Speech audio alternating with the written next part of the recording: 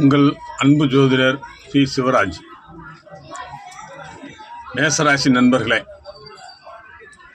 வீரமும் துணிந்த செயலும்,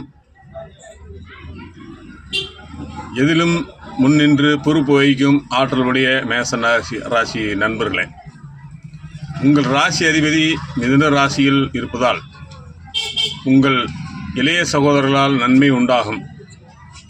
செவ்வாய் நின்ற நட்சத்திரம் குரு உங்கள் ராசிக்கு 2ஆம் இடத்தில் இருப்பதால் தனவரவு நன்றாக இருக்கும்.